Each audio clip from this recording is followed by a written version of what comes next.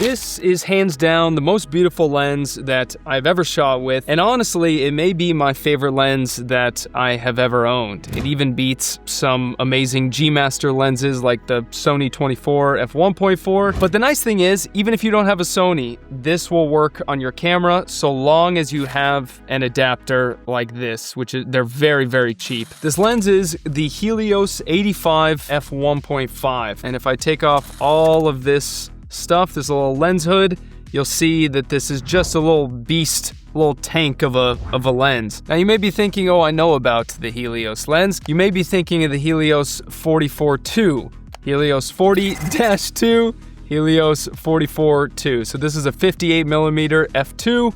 This is an 85mm f1.5. So these lenses are in the same family, but this is the better brother. This is like the Chris Hemsworth of the brothers of the lenses. Not enough creators show example footage with the lenses they're talking about. They kind of just talk about the specs. So I'm going to show a bunch of that, but first I do want to explain the history behind this lens and these lenses in general. And before you tune out, I know you're about to click forward in this video. It's actually very interesting, and it's especially interesting with this specific lens that I'm holding because this is one of the first versions of the Helios 40-2 ever created. So these lenses started to be produced in the late 50s, and I think they still are being produced, or maybe the early 2000s was the last time that they were created. But what is so interesting about these lenses was after World War II, the Russians were like, we're going to take a bunch of stuff from you, Germany, as war reparations. So one of the things they took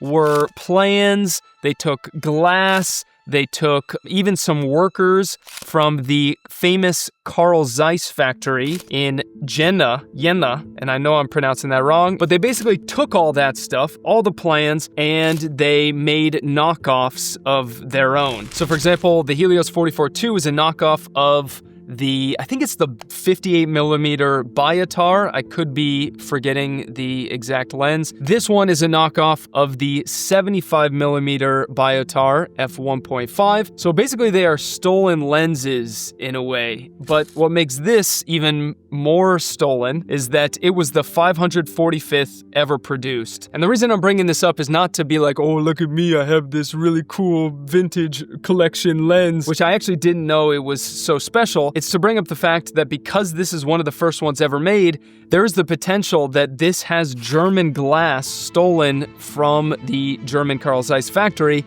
inside of this Russian lens, or perhaps just German parts that are inside of this Russian lens. So really, really interesting. I just find the history of these lenses very fascinating, and it's something that I would like to create another video on, a dedicated video. Some quick things to mention about this lens before I show you the footage. You can adapt this to pretty much every camera. Like I mentioned, you will just need an adapter like this. They're very cheap to get. If you get one of the earlier versions like this, you're gonna have a different adapter. This one is an M39 SLR, and then I have a Sony E on the back here. But typically, most Helios 40-2 lenses that you buy, it's M42 to whatever, Canon EF adapter, and you can buy these on Amazon. They're very cheap. So here is this lens in action. I'm also going to talk about some cons to this lens because it's not perfect, but let's go ahead and watch the footage.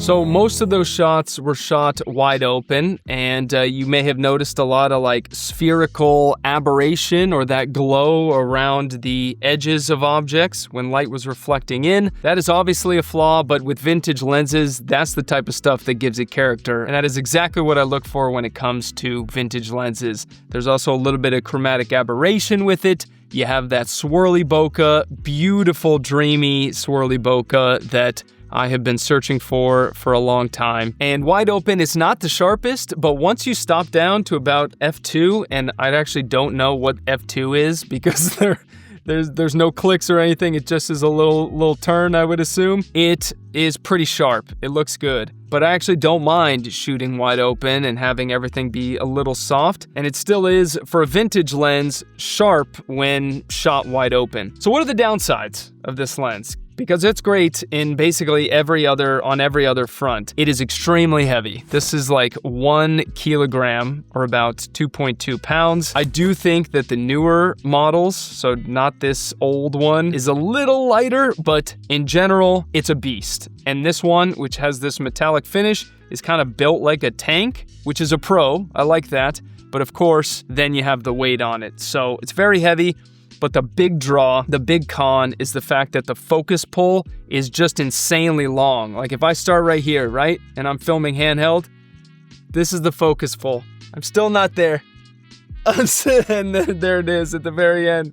So it is nuts. It's insane. Like if you try and focus at the minimum focusing distance and you have your subject that's moving to the back, you just are doing this for what feels like an eternity. So if you are shooting handheld, I would just keep your focal plane in the same spot and then just move your body to find that focus, because it's just incredible. So if you're interested in picking up this lens, you can find them on eBay. And if you're wanting to find the best quality one possible, you're gonna wanna look for one that was made at the KMZ plant, which has this logo right here. If you can find one that has the red P on it, that's also a great sign, because those are usually some of the earlier versions. If you see one that has a chrome finish as well, that's another great sign. But if you don't really mind, you could just buy one of the newer versions. But I am not solid that it's gonna give you the same look as this did. I'm gonna be creating a lot more content on this lens and about the history of these Helios lenses. So if you're interested, make sure you subscribe, and I hope you have a great rest of your day.